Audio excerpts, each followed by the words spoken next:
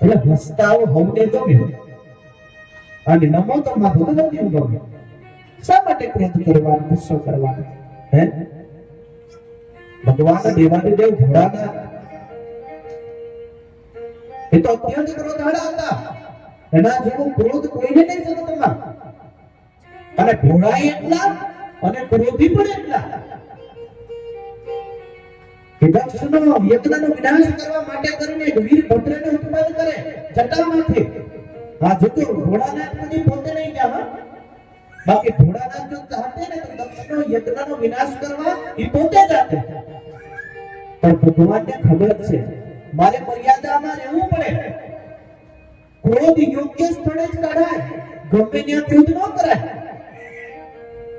એટલે ત્રિલોકના નાથ ભોળાનાથને પોતાની જટામાંથી વીરભદ્રને ઉત્પન્ન કર્યો અને દક્ષનો યજ્ઞ વીરભદ્રને વિનાશ કર્યો. અને એટલો બધો ભયંકર ક્રોધ માં સતી યજ્ઞ કુંડમાં પ્રવેશ કર્યો અને ગર્જના થઈ કે પ્રજાપતિ દક્ષ, તું મને નહીં જાણી શકું શક્તિ, તારા આંગણે આવી પણ તું આ શક્તિને નહીં જાણી શક્યો. પિતાજી, તમારાથી તો હવે કઈ થયું નહીં, પણ આનો ભૂલનો પશ્ચાતાપ તમને આ જીવન પર્યંત કરવું પડે. જીવનમાં કઈ એવી ભૂલ થઈ જાય જેનો ઘા આ જીવન પ્રત્યક્ષ આપણે ભોગવવું પડે. અને કીધું ને, વાણી સારી હોય તો સૌને ગમે. દક્ષ પ્રજાપતિની વાણી સારી નહોતી.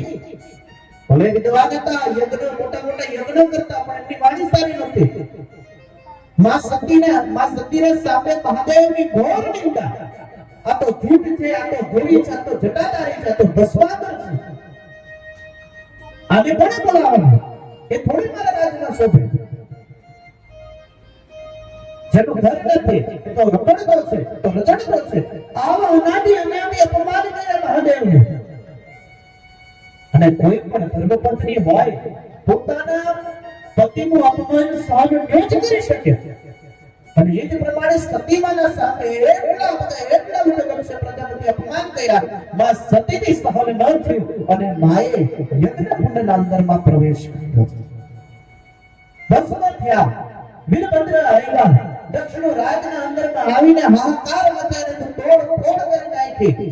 અને દક્ષ પ્રજાપતિને ભગવાન વીરભદ્રએ માથે ચોટ પકડી અને ખડગ લઈને વાઢી નાખ્યો અને ગળું શરીરથી ભંગ કરી નાખ્યું. અને આ બાજુ રુદન ચાલે, રડ ચાલે કે આ શું થઈ ગયું, આ શું થઈ ગયું. તો થોડી ક્ષણના અંદરમાં ભગવાન ત્રિલોકના નાથ ભોળાનાથ હાલતા રોતા દક્ષિણા રાજમહેલમાં પ્રવેશ કર્યો મહાદેવે. અને જ્યારે મહાદેવ દક્ષના રાજમાં આવ્યા, ભગવાનના આંખમાં આંસુ. મારી સતી, આ શું કરી લીધું તું? એમ છે તને મેં ના પાડી હતી કે બિન બોલાય મહેમાન કોઈની ના બનતી. આપણે નથી બોલાય તો શા માટે તું કહી? મેં તને ના પાડી હતી. કોઈ બિન બોલાય જાય, કોઈ ન જાય. પણ એ પિતાજીનો ભાવ હતો. ત્યાં પિતાજી હતા. મારા બાપાના આંગણે હું જાઉં એમ કરીને માતા સતી ગયા. પણ માતા સતી ગયા ભલે. માં સતીએ પોતાનો દેહને ત્યાગ કર્યો. આગળ મહાદેવ આવ્યો. સતી કરતા ભગવાન મહાદેવે માં સતીના દેહને શરીરને હાથમાં લેતા ભગવાન ભોળાનાથ રડતા ત્રિલોકનો નાથ, જો આ શક્તિ કોણ છે? એક શક્તિ એમાં સીતા. એના કારણે રાવણનું પતન થયું. ભગવાન રામજીએ રાવણનું પતન કર્યું. દ્રૌપદી એ પણ શક્તિ. આ શક્તિ જેના આંગળી ગઈ છે એને રાજા પણ કર્યા.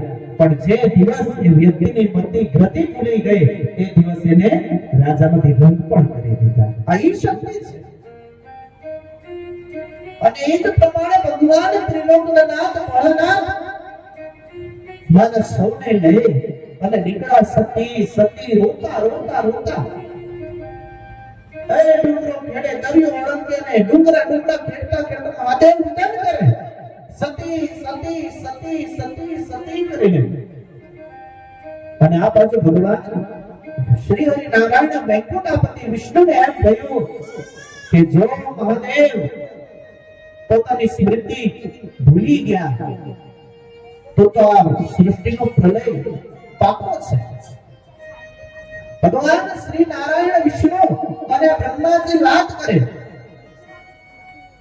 કે મહાદેવને ભાગ કરાવવું પડશે, મહાદેવને અનુભૂતિ કરાવવી પડશે કે તમે ત્રિલોકને નાથ છો, તમે સ્મૃતિ ભૂલી જશો, મહાદેવ બધું ભૂલી જશે તો શું થશે?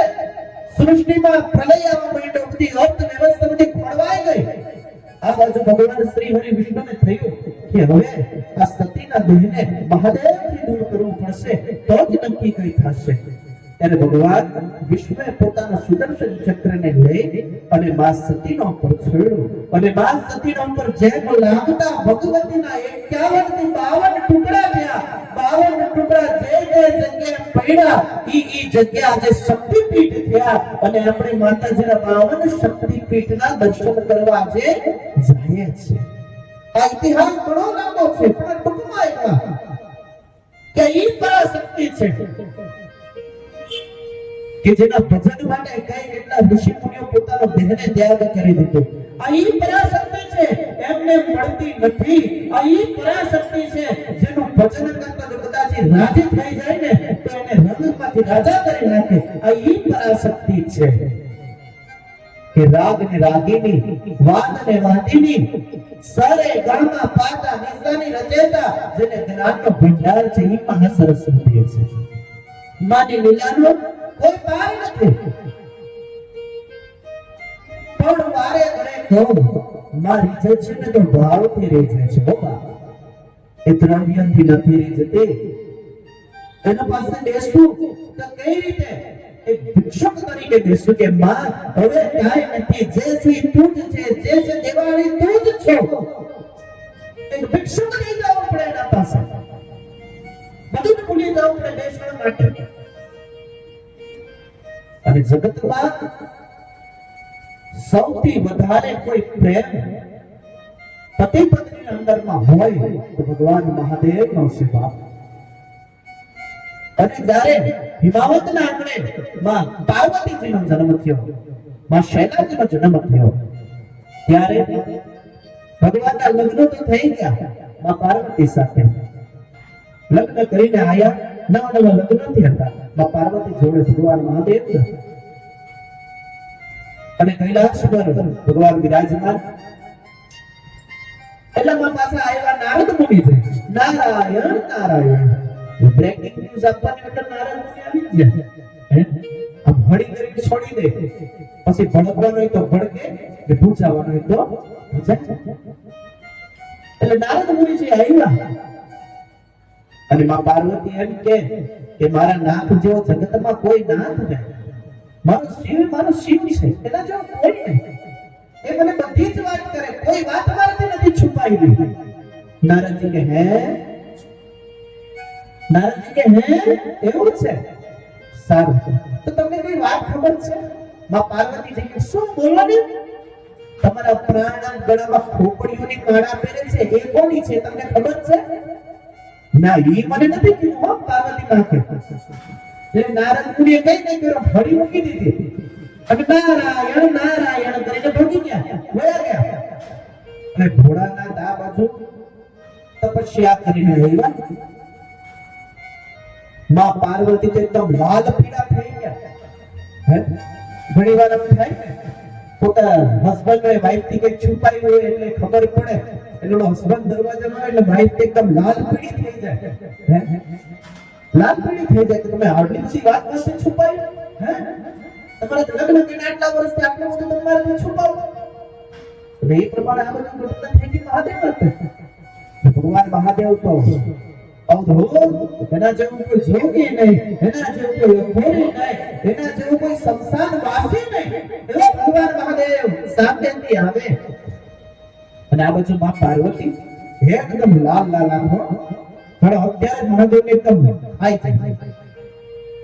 અને ભગવાન મહાદેવ આવ્યા, જે બનાવ્યું મને આપી દે, પણ બહુ ભૂખ લાગી છે, પણ ભોજન કરવું છે.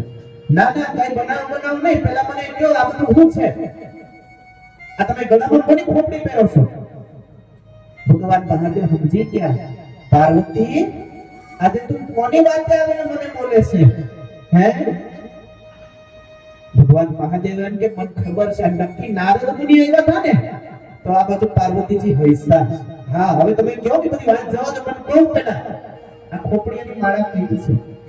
ત્યારે ભગવાન મહાદેવ કે સાંભળો ભવાની, સાંભળો દેવી, આ જે બી ખોપડીની માળા મેં પહેરી છે ને એ કોઈ નરની નથી, પણ દેવી આજે જે તમે સ્વરૂપ લીધું છે ને એના કરતા તમારા ગયા સ્વરૂપ ભૂતકાળમાં તમારા ઘણા બધા સ્વરૂપ થઈ ગયા, અને જ્યારે જ્યારે તમે સ્વરૂપ લઈને આવ્યા ત્યારે મેં જ તમારી સાથે લગ્ન કર્યા છે, અને હું તમને એટલો બધો વાલો કરું છું, હું તમને એટલો બધો પ્રેમ કરું છું કે તમારી જે ભૂતકાળના અંદરમાં જે તમે સ્વરૂપો લીધા હતા ને આ એની જ ખોપડી છે, અને મેં એને મારાથી દૂર નથી કર્યા. જ્યારે જ્યારે તમારું શરીર એ ભસ્મ થયું ને ત્યારે મેં એની ખોપડી કાઢી અને ગુંડોની માળા મેં ધારણ કર્યું છે. હે ભવાની, હું તમને અત્યંત પ્રેમ કરું છું. જો જગતના અંદરમાં ગ્રહસ્થ જીવન હોય ને કોઈ પણ દિવસે આ બંનેના અંદરમાં વરે પોતાની પત્નીથી કોઈ છુપાવવું નહીં જોઈએ, અને પત્નીએ પણ પોતાના પતિથી કોઈ છુપાવવું નહીં જોઈએ, તો ગ્રહસ્થ જીવન આનંદમય જશે. બાકી અત્યારે ભાગતા વાર લાગતી નથી. આ બાજુ સળી કોણ મૂકી ગયું તો નારદ મુનિ, ને અત્યારે સળી કોણ મૂકે? પડોશી. અત્યારે સળી મૂકે પડોશી. બહુ ધ્યાન રાખવાનું આજુબાજુ પડોશી લેવી. હે પડોશી હારા સારું શબ્દ મને આપો ને, હા તો બહુ હારા બે દીખાલી બે સારા કડવા શબ્દ બોલો ને, પતી ગયું. તમારી ઇજ્જત ઉછળે તો વાર નહીં લાગે. એટલે એ સમય હળી કોઈ કી નારે નથી, અને અત્યારે મને હળી પડોશી. એટલે કહેવાનો ભાવાર્થ એક જ છે કે શિવના જેવો જગતના અંદરમાં કોઈ દાતા નથી, તો આપણે વિચારો તો ખરી. ચપટી પ્રબુદ્ધ મેં ખજાના કુબેર કા, એના ભસ્મના અંદર એટલી તાકાત છે તો કુબેરનો ખજાનો બનાવી નાખતો હોય.